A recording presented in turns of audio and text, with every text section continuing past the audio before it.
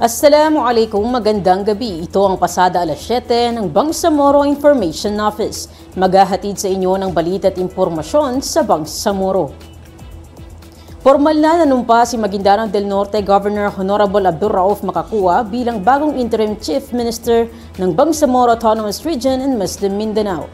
Pinangasiwaan ni Pangulong Ferdinand Bongbong Marcos Jr. ang naturang aktibidad na idinao sa Malacanang noong March 12, 2025. Si Makakua na siyang hahalili sa dating Chief Minister na si Ahod Alhaj Murad Ibrahim ay uupo sa pinakamataas na posisyon sa rehiyon na may kaakibat na transition sa liderato. Ang kanyang appointment ay dumating habang ang gobyerno ng Bangsamoro ay nagpapatuloy sa transition period nito. Nagtatrabaho patungo sa mas malakas na pamamahala, kapayapaan at pag-unlad sa rehiyon at tinitiyak ang isang maayos na transition na hahantong sa unang Bangsamoro parliamentary elections sa darating na Oktubre 2025. Bilang bahagi ng pagdiriwang ng National Women's Month, isinagawa ng Ministry of Social Services and Development katuwang ang local government unit ng Pagalungan sa pamamagitan ng Gender and Development Office ang isang community-based women empowerment training mula March 7 hanggang March 13, 2025 sa Pagalungan, Maguindanao del Sur.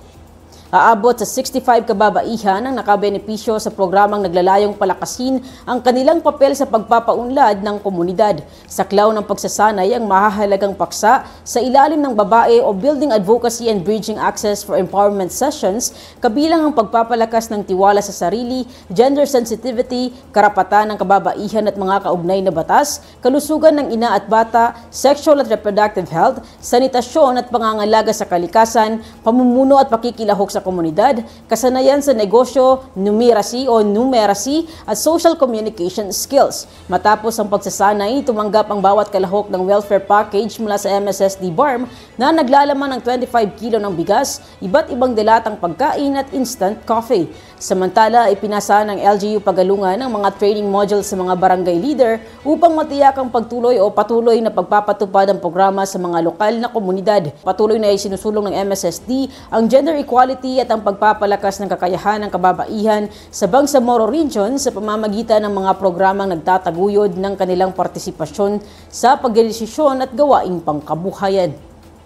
Isang entrepreneurial and financial management skill development training for returning overseas Bangsamoro workers, cum orientation on significance of organizing and registration of association, ang matagumpay na isinagawa ng Ministry of Labor and Employment sa kanilang regional office sa Cotabato City noong March 13, 2025.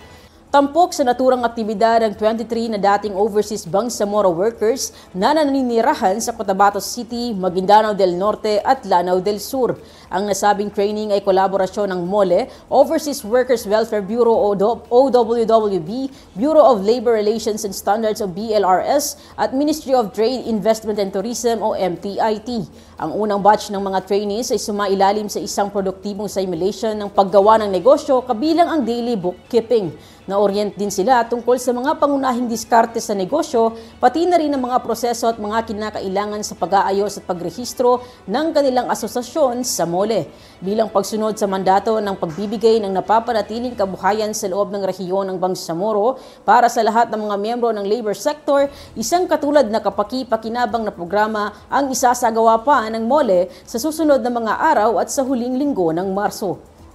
Samantala, matagumpay ang groundbreaking ceremony na ginanap para sa pagtatayo ng isang bagong fish landing sa Barangay Panusolen, General Salipada, Cape Pendatun, Maguindanao del Sur. Pinondohan ang proyekto ni Member of the Parliament Ali Salik sa pamamagitan ng kanyang Transitional Development Impact Fund na naglalayong mapagbuti ang mga pasilidad para sa lokal na mangingisda. Umaasa si MP Salik na ang mga na-upgrade na pasilidad ay mapapalakas ang paggawa ng isda at mapahusay ang kabuhayan ng komunidad. Ipatutupad ng Ministry of Agriculture, Fisheries and Agrarian Reform ang nasabing proyekto. Matagumpay na naresolba ang 3 dekada ng rido at 2 iba pang alitan ng pamilya sa 3 barangay sa Panamaw, Sulu nitong March 13, 2025. Sa unang bahagi ng kasunduan sa pagitan ng mga angkan sa Budsiit at Can Ukol, pinuri ni LTC Homer Estolas ang Tausog Community sa kanilang kusang loob na paghahanap ng kapayapaan. Aniya, bihira ang ganitong inisyatiba sa ibang lugar, kaya't isang malaking hakbang ito tungo sa mas maunlad at payapang komunidad. Samantala, sa Barangay Lower Patibulan, isang matagal ng hidwaan ang natuldukan rin. Ang pagkakasundong ito ay hindi lamang isang panandaliang kasunduan, kundi isang pamana para sa susunod na henerasyon. Ayon sa kanya, matapos ang mga dekada ng kaguluhan, sa buwan ng Ramadan ay tuluyan nang natapos ang hidwaan, isang patunay na pag-ibig at pananampalataya ang tunay na pundasyon ng kapayapaan. Ang kasunduang ito na sabay-sabay sinagawa sa loob ng isang araw ay naglalayong ukasan ng matagal ng hidwaan at pigilan ng posibleng paglala nito. Sa pagtatapos ng seremonya, nagkamay ang mga dating magkaalitan bilang simbolo ng pagkakaisa, habang ang mga dumalo ay nagpahayag ng kanilang suporta sa nasimulang hakbang patungo sa pangmatagalang kapayapaan sa Bangsamoro. Bilang bahagi ng patuloy ng pagbibigay serbisyo at pagsiguro ng seguridad ng mga Bangsamorong pasahero, isang Air Passenger Bill of Rights o APBR Information Campaign ang isinagawa ng Civil Aeronautics Board of the Bangsamoro. Ang patuloy na pagsisikap na ito ay naglalayong magbigyan o mabigyang impormasyon at malinawan ng mga air travelers tungkol sa kanilang mga karapatan bilang mga pasahero. Nag-set up ang mga cab personnel ng isang information booth na namamahagi ng educational materials na nagbibigay kaalaman at gabay ukol sa mga isyu ng air transportation tulad ng flight delays, cancellations, denied boarding compensation at baggage concerns. Ang naturang inisyatibo ay nakaangkla sa malawak na layunin ng Ministry of Transportation and Communications o MOTC na tiyaking ligtas, mahusay at passenger-centered ang air transport system sa buong rehiyon. Sa kasalukuyan, ang mga educational materials na natukoy tulad ng brochures at posters ay nakapaskil at ipinapamahagi na sa Awang Airport. Ito ay upang magsilbing gabay ng mga pasahero sa pag-unawa ng kanilang mga karapatan. Samantala, sabay-sabay namang ilalabas ang naturang campaign sa lahat ng mga BARM airports. Ngayong Rabies Awareness Month, nagpaalala ang Ministry of Health patungkol sa tamang pangangalaga ng ating mga alagang aso at pusa at kung paano makakaiwas sa rabies. Laging tandaan, mga Kabangsamoro, na kapag ang alagang aso at pusa ay may bakuna, ligtas ang komunidad. Siguraduhing taon-taon na babakunahan laban sa rabies ang inyong mga alaga at huwag hayaang gumala ng walang supervision.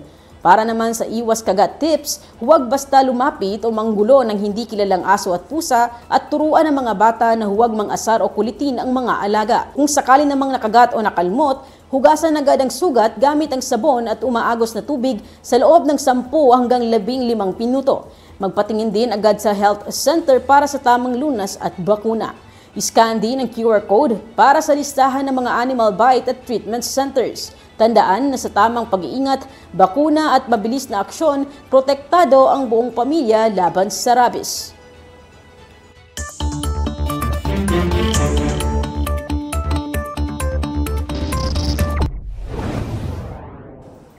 Sa ating panahon ngayon, makakaapekto sa panahon sa Mindanao ang easterlies.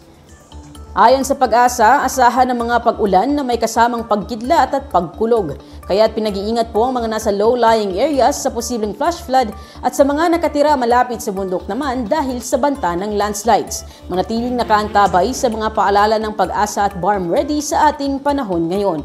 Sundan ang Facebook pages ng BARM Ready at BARM Ready Weather Update. Makikita rin ang mga hotline numbers ng BARM Ready sa inyong screens. At yan ang mga balitang tampok sa pasada alas 7. Para lagi pong updated sa mga kaganapan at impormasyon sa BARMM, i-like, i-follow at i-share ang official social media accounts ng Bangsamoro Government. Bisitahin din ang bangsamoro.gov.ph. Sa ngalan ng Bangsamoro Information Office, ako po si Carmina Camid, naghahatid balita sa ngalan ng serbisyong publiko at moral governance. Maraming salamat po, pagpalain ang Bangsamoro.